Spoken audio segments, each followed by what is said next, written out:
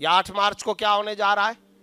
औरत मार्च के नाम पर जो कुछ होने जा रहा है, और कुछ लोग यहाँ की सड़कों पर ये करने की कोशिश, ये वही चीज़ है कि कुरान करीम का, आप ज़रा मुझे बताइए, खुद सोचिए कि ये औरतों का आज़ादी मार्च, ठीक है, एक तरफ इसके नारे, इसका कॉन्सेप्ट, इसका पूरे का पूरा तसव्वुर और नज़रिया ये सामने रखें, दूसरी तरफ ये आयतें सामने रख लें, वक़र्न फ़ी बुयूतिकुन्न वला तबर्रजन तबर्रुजल जाहिलियतिल ऊला, औरतों का असल मकाम घर है, वला तख़ज़अन बिलक़ौल, एक और आयत में कहा जा रहा है औरत लहकदार लोचदार अंदाज में गुफ्तगू ना करे कि स्ट्रेंजर मैन, एक अजनबी आदमी के दिल में शहवत ना पैदा हो जाए, तमा और लालच ना पैदा हो जाए।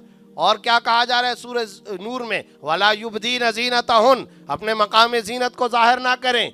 और क्या कहा जा रहा है सूरह अहज़ाब में, जिल्बाब, अबाया, हिजाब, निकाब, पर्दे का एहतमाम करके ख़वातीन बाहर निकलें।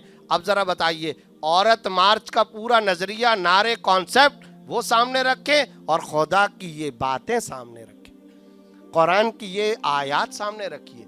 ज़रा बताइए कोई मेल है, कोई मुताबकत हो रही है? ये वही असल में शैतानी ताकत और शैतानी कुव्वत का सिस्टम कि औरतों की पाबंदी, औरतों के पर्दे, औरतों की हुदूद व क़ुयूद तुम बयान मत करो। ये कौन बयान करेगा? ये हमारा वेस्ट बयान करेगा।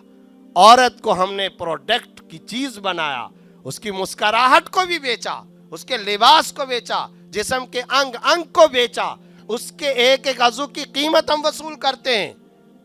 और जब वो अपने दांतों, अपने होंठों, अपनी ज़ुबान से कोई बात, कोई आवाज़, कोई मुस्कुराहट का इज़हार करती है, हम उसके भी डॉलर्स की शक्ल में पैसे वसूल करते हैं।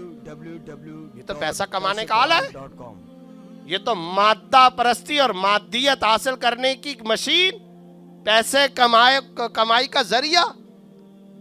और तुम ये कह रहे हो कि औरत को घर की मलका बनाओ, और इसके लिए रूहानियत, इसके लिए तकवा, इसके लिए पूरे का पूरा एक इस्लामिक इफ़्फ़त, शर्म व हया का एक निज़ाम, ये नहीं चलेगा।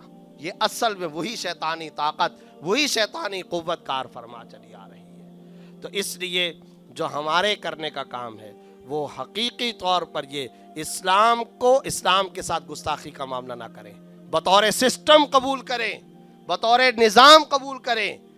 माशी निज़ाम, सियासी निज़ाम, पाकदामनी का निज़ाम, पब्लिक डीलिंग का निज़ाम, ममलकतों का सिस्टम, रियासतों का निज़ाम, इस तौर पर कुरान को जब तक कबूल नहीं करेंगे, खुदाई मदद और नुसरत नहीं आएगी, कभी खुदा ताला की मदद और नुसरत नहीं आ सकती है।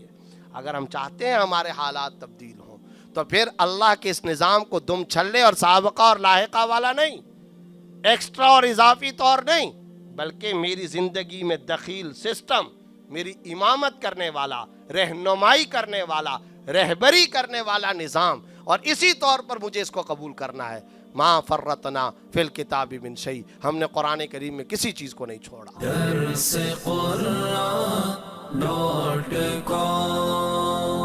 www.darsequran.com